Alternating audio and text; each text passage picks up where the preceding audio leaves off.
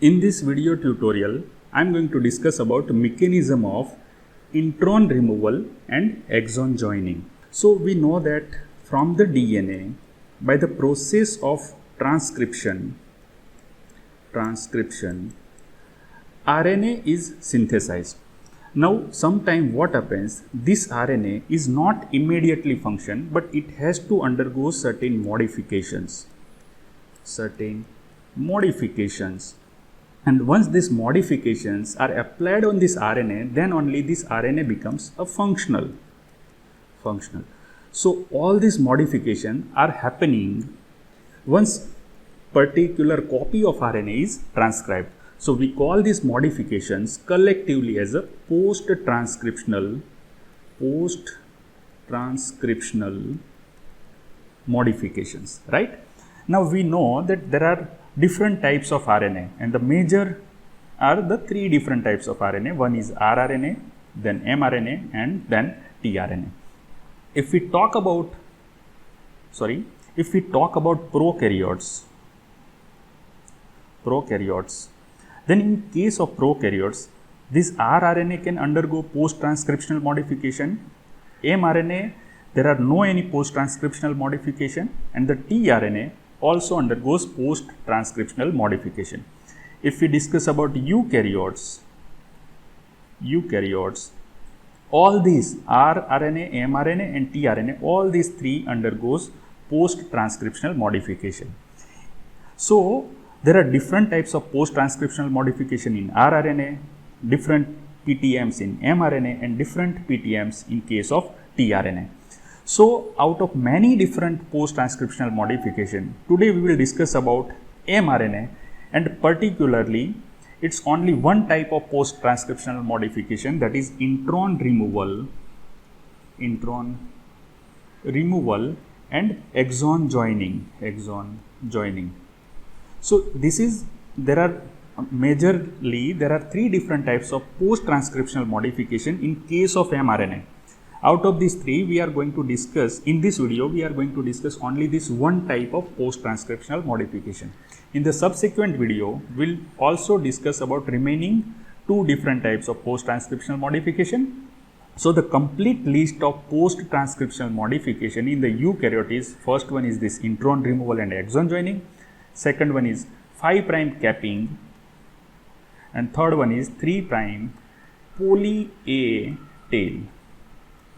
So out of these three different post-transcriptional modification of the eukaryotic mRNA, we are going to discuss about only this intron removal and exon joining.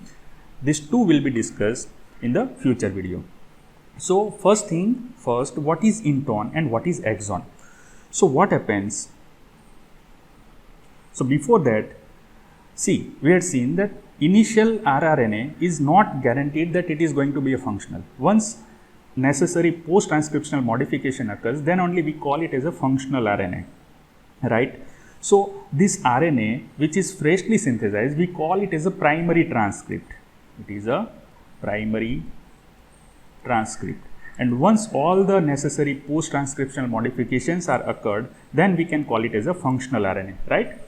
So first, what I am going to do is, I am first drawing this primary transcript of mRNA.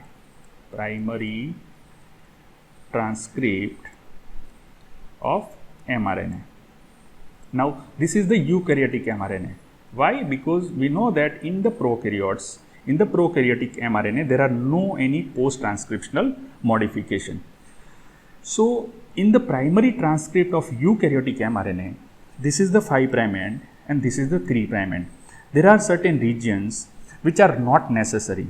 These unnecessary regions are known as introns. So suppose this is the one unnecessary region, so intron 1, then there is this intron 2, this is intron 3, and this is intron 4. So let's give them a label. This is intron 1, intron 2, intron 3, and intron 4. Remember, these introns has to be removed. And the remaining portion, remaining functional regions, they are known as exons. So this is exon 1, then exon 2, this is exon 3, exon 4, and exon 5. So this is exon 1, exon 2, this is exon 3, exon 4, exon 5.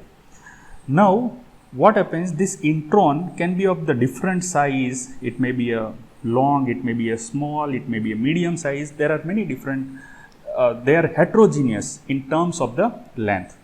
We know that all the mRNAs are unique. Suppose we have 5 proteins, suppose protein A, protein B, protein C, protein D and protein E. For that, for the protein A there is a different mRNA, for B there is a different mRNA, C, D, E, all the mRNAs are unique. That means in all the different primary transcript of the different genes, they have a different nucleotide sequence, right? But with two exceptions. Although all the mRNAs are unique, but there are two conserved sequences. Two conserved sequences are found in all these heterogeneous mRNA. So, what are these two conserved sequences? One is the AGG sequence. From the 5' end to the 3', this AGG sequence is found at particular location. So, it is found like this, AGG. At all the exon intron boundary, this AGG sequence is found. So, it is like this.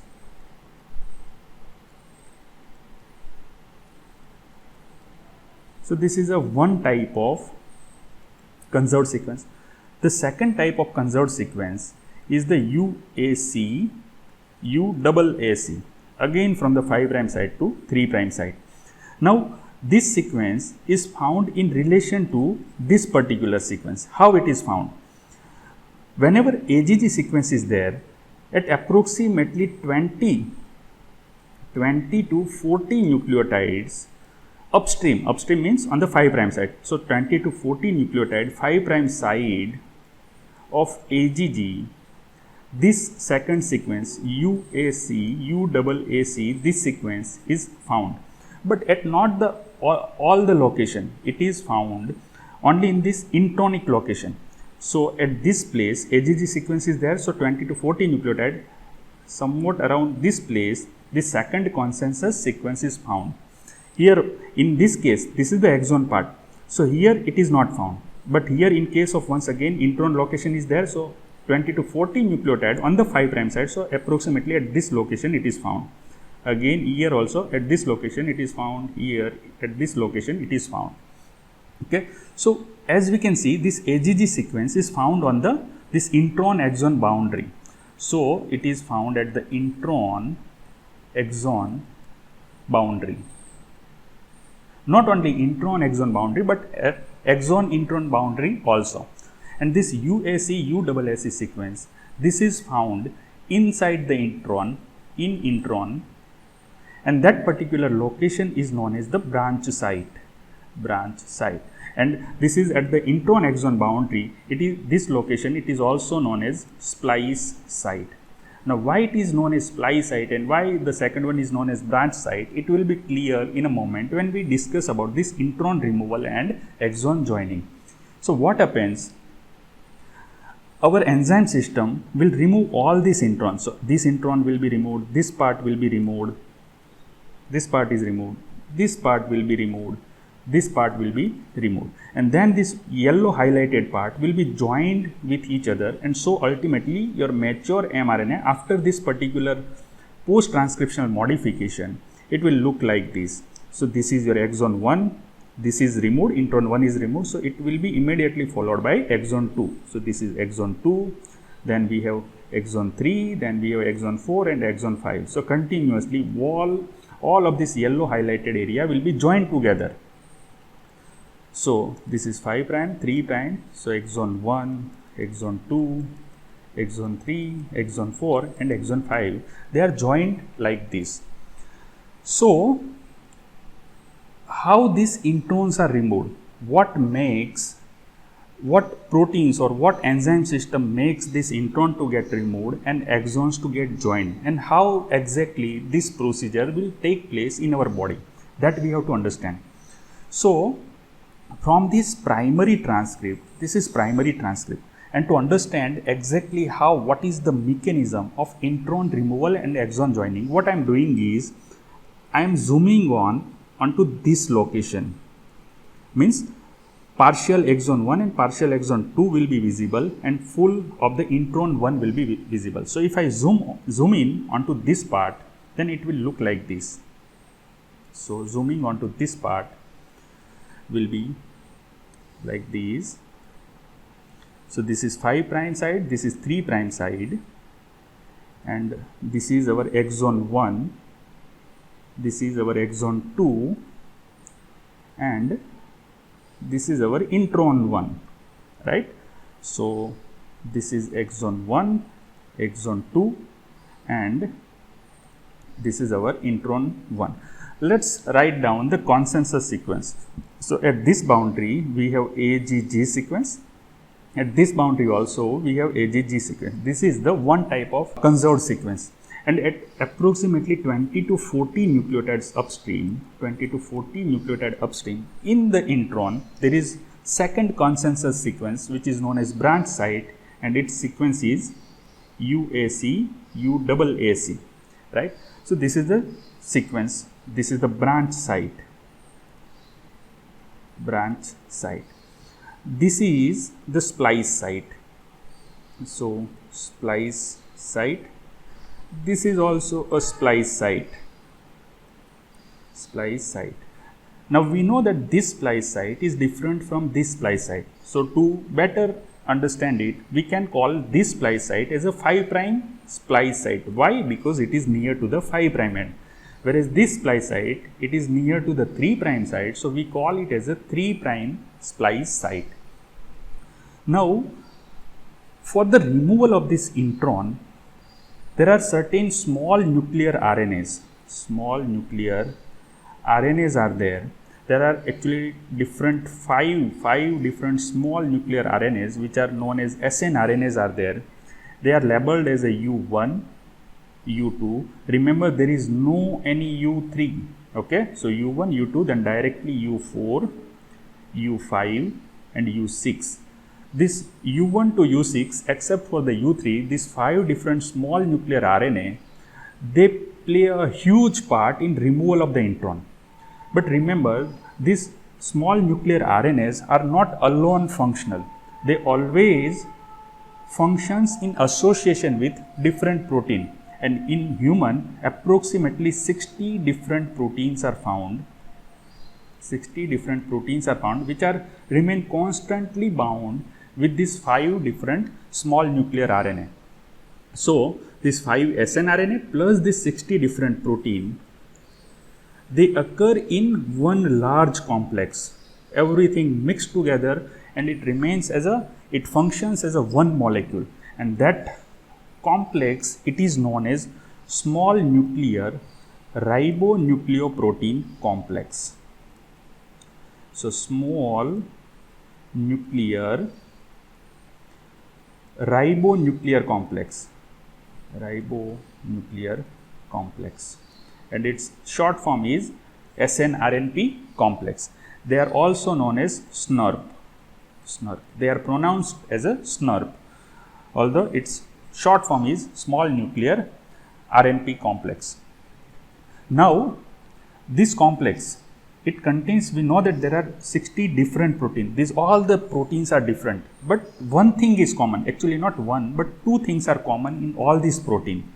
So if we talk about this protein, there are 2 parts are common to all these 60 different protein. What are these 2 parts? The one part is all the protein contain one motif known as RRM. RRM motif is there in all this protein. What is this RRM motif? It is a RNA recognition motif. So RNA recognition motif.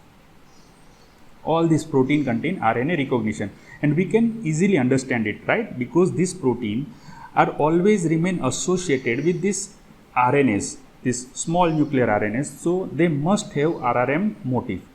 The second motif is the SR motif. SR motif. Why SR? Because they are rich in serine and arginine motif. Serine arginine motif.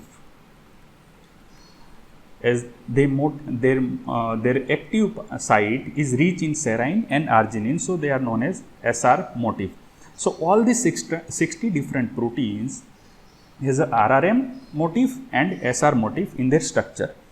Okay, so now we can draw a diagram of this SNRP complex or small nuclear ribonuclear protein complex. So this is a SNRNP complex. We know that in SNRNP there are 5 different small nuclear RNA. So let's say this is U1, this is the location of U1, this is the location of U2, then we have U4, we don't have U3, right? So U4, suppose this is U5 and this is U6. And there are many different approximately 60 different proteins are there, which I am showing by these dots. And so wall of this complex is the SNRNP complex. Okay. Now what happens when this SNRNP complex comes into the contact with our primary transcript of mRNA?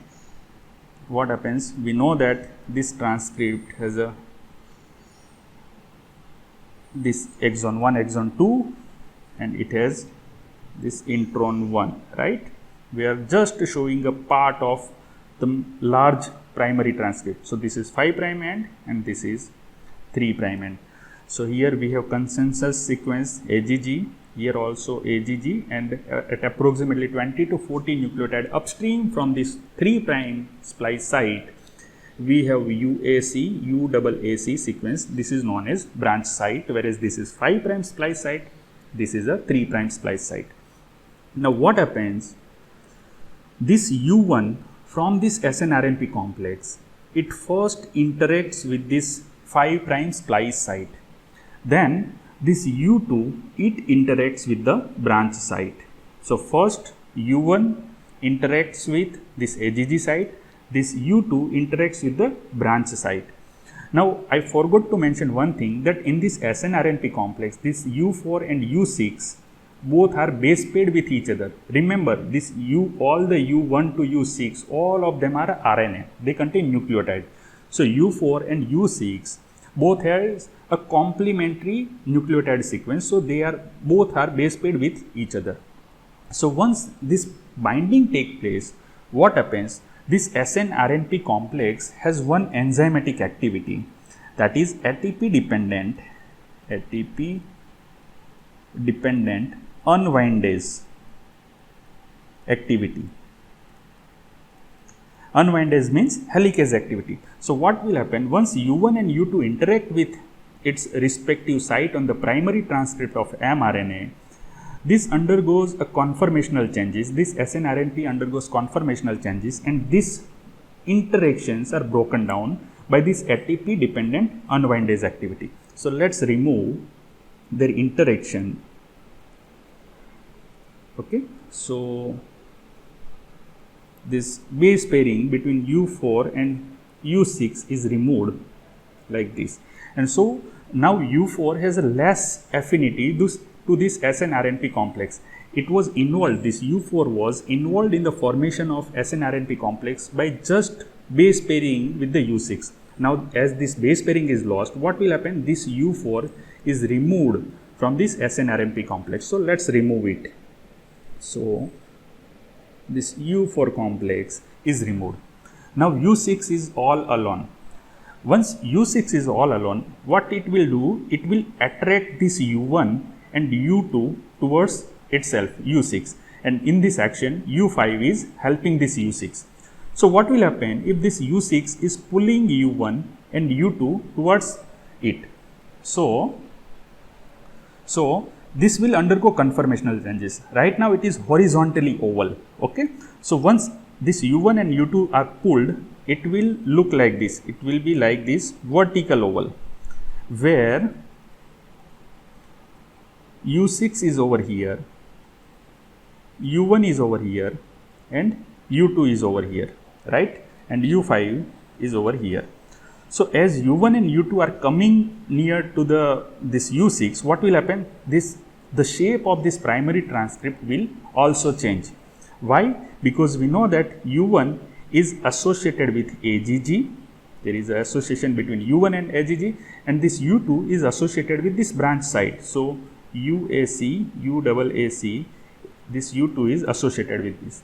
So whatever the in between mRNA is there, it will form a loop, right? So this loop is formed, and the remaining portion, its shape remains unchanged. So this is 5' end, here this UAC, UACC, then there is this is a 3' end. Somewhere over here there is a AGG sequence. Okay, so let's provide this diagram a color coding. So this is exon 1 and exon 2, and this part with its branch site is the intron 1. There is a formation of loop. Now what happens as this loop formation occurs and U1 and U2 binds with the respective site, and yes, of course over here this U6 is also associated with U1 and U2, and in this function U5 is helping. Okay, now what happens once U2 binds with this site and U6 remains associated with U2, what will happen? This particular A, this last to second A, this becomes a highly reactive. It becomes highly reactive A in the branch site. So what will happen? This A will attack on this G. So what will happen? It will cut down this chain. So now how does it looks like? So this is the first exon, so 5'. Now at the end of 5', this AG remains, and there is a cut between this G and second G. So here the second G, and it has lost its continuity. So now this is the newly created 3' end with its free OH group, right? And this G has on the 5' side, this is newly created 5' side with its OH, and the remaining structure is unchanged. Okay, so here we have UAC, UAAC, then AGG sequence, and then small part, so 3'. Now I am not showing this SNRP complex in this to better understand. So as there is a cut over here, this is the cut. So one splice is made. Now you better understand why this is known as splice site, because there is in future there is going to be a cut over here, and we can see it over here that cut is made. Now what happens? This A has attack on this G, so there is a splicing, the phosphodiester bond between this G and this G is broken. Now this G is also reactive. Why? Because it has a 5' OH group on the OH group is free, and this A is still reactive. So what will happen? This G will bind with this A. Now you know that on the 5' side it is bound with the A, on the 3' side it is bound with the C. So by which OH molecule of this A it is going to make up a bond with this G? So we know that it is a oxy, it is a ribose sugar, not a deoxy. So it has 2' OH group. So with the help of 2' OH group of this A, it makes up a bond with the 5' OH of this guanine. So this is going to be unusual phosphodiester bond, right? Till now we had studied about the 5', 3' phosphodiester bond, but in this case, this bond between G and A, it is known as 5', 2' phosphodiester bond. So let's give it color coding so it looks nice and it's better to understand. So as you can see, on the one side intron is free and it is making a bond with the branch site. Okay, so how does this structure will look like? The structure will look like this. So this is the 5' site.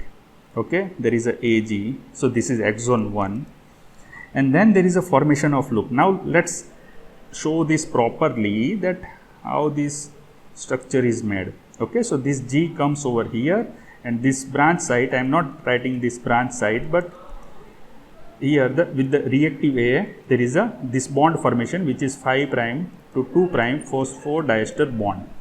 Okay, and this is in the continuation. So this is AGG sequence, and this is the 3' end.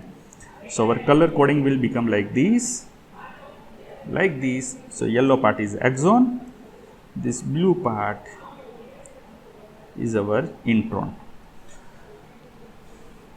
Now this reactive G and reactive A have made up a bond with each other. Now what happens, this G has also a 3' free OH group, 3' free OH group. Now what this G will do, it will attack on this side. So there is a disruption of bond over here.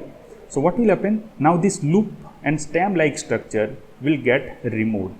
So this structure is removed, and this is a portion of intron, right? Not portion, but full intron is there. So this structure is removed, and this G makes up a bond with this second G. So it will be ultimately look like this. So this is our first exon 5', there is a AG, and this 3' end, it is bound with this G. So this is the second G, and this is the 3' end. Okay, and this both will make up a bond with each other. So this is a normal 5', 3' phosphodiester bond. And so as you can see over here, your exon 1 is bound with exon 2. Exon 1 is bound with exon 2, and this structure is removed like this. Okay, so it is a loop like structure, and typically it looks like a necklace with a hanging pendant. Okay, so it is known as a lariat structure. Lariat structure. Why? Because lariat is typically used word for the necklace which is extra long hanging pendant. So it looks like this lariat. So we call this as a lariat structure, and later on this lariat structure is digested. All the nucleotides are separated, and that can be reused. And this is our primary transcript after intron removal. So this is one of the important post-transcriptional modification. Remember, from this SNRNP complex, this U6 is very important, very important, because by the experiment it has been found that the yeast which is of the eukaryotic nature, this yeast which are lacking in U6 or which are deficient in U6 small ribonucleic acid, small nuclear RNA, this deficient yeast which is particularly deficient in U6, they cannot survive, they fail to survive. Okay, so U6 is very important, and in this mechanism also we know that this U6 has a central role. Okay, it is one of the important snRNA which is helping this SNRP complex in changing its three-dimensional structure. Okay, so this is all about intron removal and exon joining. If you have any query or confusion, please write it down in the comment section below. Thank you.